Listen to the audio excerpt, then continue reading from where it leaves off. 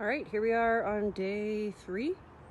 You can see I put a little rubber band on it to keep track of where things started. So you can see I'm starting to get a little bit of a rise.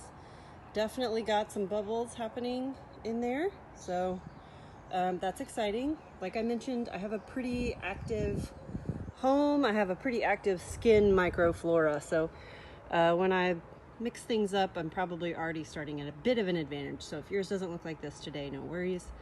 I'm starting to, the smells are starting to become pretty strong, pretty fermenty, starting to smell a little boozy.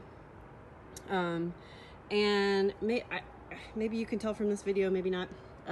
There's a bit of a darker discoloration on top. So because of the amount of activity that I'm seeing, I'm gonna switch to feeding this guy twice a day.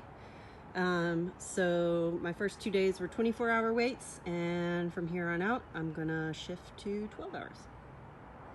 There you go, day 3.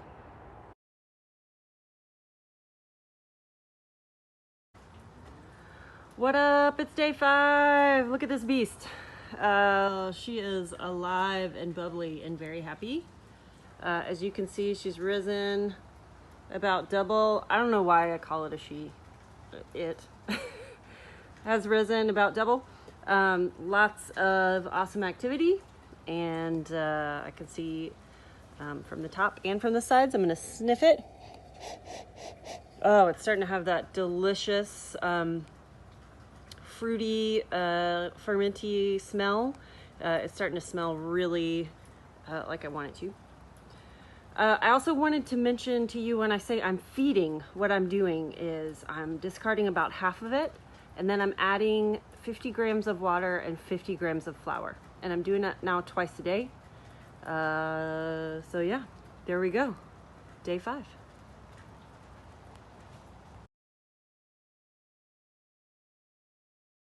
Okay, day 7. I'm gonna go ahead and say this is a full-on, full-fledged starter at this point.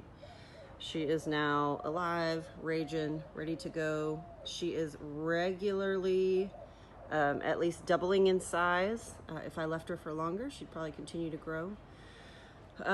She smells fruity and tangy. She tastes tangy, which is great. If you're into that sort of thing, definitely taste your starter. Get an idea of the level of health and sourness. When you taste it, you want it to register as tart, but not kind of tinge the back of your jaw the way a Sour Patch Kid would. Okay, if that's happening, then it's a bit too sour and you want to scale back your feedings. But lots of nice healthy bubbles. I guess I've got to come up with a name for her now. But there you go. It took me about a week.